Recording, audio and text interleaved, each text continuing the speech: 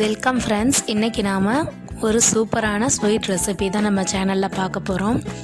ரசமலாய் எப்படி செய்கிறதுன்னு பார்க்கலாம். ஃபஸ்ட்டு ஒரு பேன் வச்சு அதில் 1 லிட்டர் பால் ஊற்றிக்கலாம். பாலை நல்லா ஹீட் பண்ணிக்கலாம்.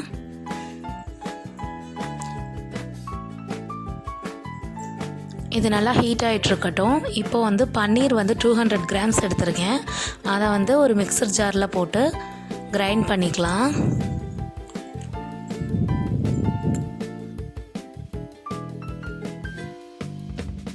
இது மாதிரி கிரைண்ட் பண்ணி எடுத்துகிட்டு ரோல் பண்ணிவிட்டு நடுவில் ப்ரெஸ் பண்ணால் இந்த மாதிரி ஷேப் கிடைக்கும்.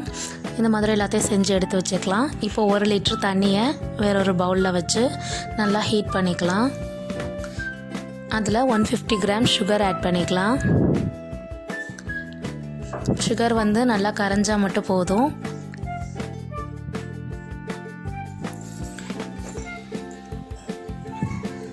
இப்போ இந்த மாதிரி தண்ணி கொதிக்கிறப்போ பன்னீர் அதில் ஆட் பண்ணிடலாம்.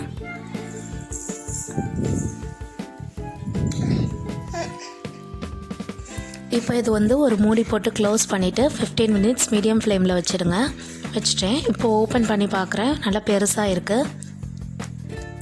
இப்போது பால் ஆல்ரெடி நம்ம காய்ச்சிட்டு இருந்தோம்ல, அதை நல்லா காய்ச்சிட்டு அதில் நான் ஏற்கனவே கொஞ்சோண்டு குங்குமப்பூ போட்டு ஊற வச்சுருந்த பால் இருந்தது, அதையும் ஆட் பண்ணிட்டேன். சுகர் தேவையான அளவை ஆட் பண்ணிக்கோங்க. ஆட் பண்ணிவிட்டு ரெண்டையும் மிக்ஸ் பண்ணிக்கலாம். Food colour yellow colour add பண்ணிக்கலாம். ஆப்ஷனல் தான், வேணும்னா ஆட் பண்ணிக்கலாம். அந்த கலர் நல்லாயிருக்கும்னு ஆட் பண்ணேன்.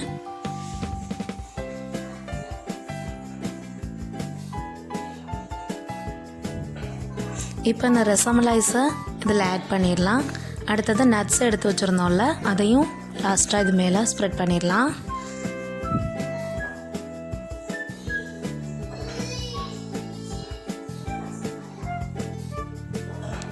மேலே குங்குமப்பூ ஆட் பண்ணிக்கலாம். இப்போ இதில் குங்குமப்பூ ஆட் பண்ணிவிட்டு இதை 2 to 3 ஹவர்ஸ் அப்படியே ரெஃப்ரிஜரேட் பண்ணிட்டீங்கன்னா சூப்பரான ரசமலாய் ரெடி. ஓகே ஃப்ரெண்ட்ஸ், இது மாதிரி ரசமலாய் செஞ்சு எப்படி இருந்ததுன்னு கமெண்ட் பாக்ஸில் கமெண்ட் பண்ணுங்கள். வீடியோ பிடிச்சிருந்தால் லைக் பண்ணுங்கள். அண்ட் இது வரைக்கும் நம்ம சேனலை சப்ஸ்கிரைப் பண்ணாதவங்க சப்ஸ்கிரைப் பண்ணிவிடுங்க. மறக்காமல் நோட்டிஃபிகேஷன் ஐக்கானை ப்ரெஸ் பண்ணிவிடுங்க ஃப்ரெண்ட்ஸ்.